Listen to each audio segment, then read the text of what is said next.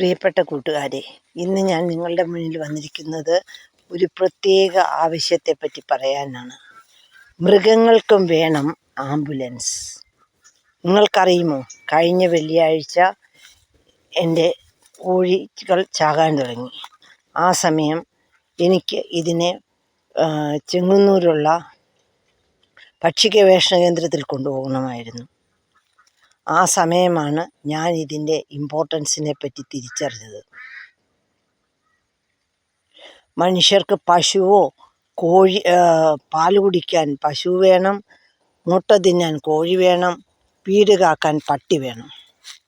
പക്ഷേ ഈ ജീവികൾക്ക് എന്തെങ്കിലും അപകടം വരികയോ എന്തെങ്കിലും അത്യാഹിതം സംഭവിക്കുകയോ ചെയ്താൽ ആശുപത്രിയിൽ കൊണ്ടുപോകാൻ എന്ത് സംവിധാനമാണുള്ളത്? ഇപ്പോൾ ഒരു പട്ടിയെ കുത്തിവെപ്പിക്കണം. എങ്ങനെ നിങ്ങൾ പട്ടിയെ ഹോസ്പിറ്റലിൽ എത്തിക്കും? അല്ലെങ്കിൽ പട്ടിക്ക് എന്തെങ്കിലും അപകടം സംഭവിച്ചു, എങ്ങനെ നിങ്ങൾ എത്തിക്കും? അതുപോലെ കോഴികൾ ചത്തുപോയി. ഈ ചത്ത കോഴി ഏത് റീസൺ കൊണ്ടാണ് ചത്തതെന്ന് തിരിച്ചറിയാത്ത അവസ്ഥയിൽ നമ്മൾ തന്നെത്താനെ ആ കോഴിയെയും പാക്ക് ചെയ്ത് നമ്മളുടെ സ്വന്തം കാർ ഡ്രൈവ് ചെയ്ത് പോകുന്ന ആ അവസ്ഥ, അല്ലെങ്കിൽ ദുരവസ്ഥ ഞാൻ അറിഞ്ഞപ്പോഴാണ് ഇതിൻ്റെ ആവശ്യകതയെപ്പറ്റി എല്ലാവരും അറിയണം എന്നുള്ള ബോധം എനിക്കുണ്ടായത്. ഇനിയൊരു പക്ഷേ എൻ്റെ 300 കോഴികളും ചത്തുപോയ ഈ അവസ്ഥയിൽ ഞാൻ എൻ്റെ വഴി മാറി ചിന്തിച്ചേക്കാം. ഇതുപോലെ നിങ്ങളുടെ മുന്നിൽ വന്ന് പറയാനുള്ള അവസരവും ഉണ്ടായില്ലെന്ന് വരാം. പക്ഷേ ഈ ചത്ത കോഴിയെയും കൊണ്ട് സ്വന്തം വാഹനത്തിൽ പോകുന്ന ഒരാളിൻ്റെ ദുരവസ്ഥയെപ്പറ്റി ഞാൻ ഇവിടുന്ന് ഡ്രൈവ് ചെയ്ത് അവിടെ ചെന്നെത്തിയപ്പോൾ തന്നെ മനസ്സിലാക്കി. പിന്നെയോ, അതിന് പോസ്റ്റ്മോർട്ടത്തിന് നമ്മൾ കൊടുത്തു കഴിഞ്ഞാൽ കിട്ടുന്നവരെയുള്ള കാത്തിരിപ്പ്, എന്നിട്ടോ അതിൻ്റെ റിസൾട്ട് കിട്ടാതിരിക്കുക. അന്ന് കൊടുത്ത സമയത്ത് 80 കോഴി ചത്തെങ്കിൽ ഇപ്പോൾ 280 കോഴി ചത്തു കഴിഞ്ഞു. ഇനി 10 20 കോഴി മാത്രം നിൽപ്പുണ്ട് ഇവിടെ.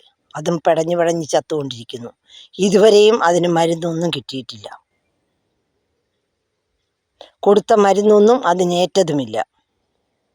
എന്താണ് അസുഖം എന്ന് പോലും, അല്ലെങ്കിൽ എന്താണ് സംഭവിച്ചതെന്ന് പോലും ഇതുവരെ കണ്ടെത്തിയിട്ടുമില്ല. ഒരാഴ്ചയ്ക്ക് ശേഷവും അതിന് വേണ്ട ഒരു തീരുമാനം എത്തിച്ചേരാനോ അതിനെ എന്ത് നമുക്ക് ചെയ്യാം, അല്ലെങ്കിൽ നമ്മൾ എന്ത് പ്രിക്കോഷൻ എടുക്കണം എന്നോ ആരും പറഞ്ഞു തന്നിട്ടുമില്ല. ഈ ചത്ത കോഴികളെ തന്നെത്താനെ വലിച്ചു കുഴിച്ചിടുന്നത് ഈ ഞാൻ തന്നെയാണ്.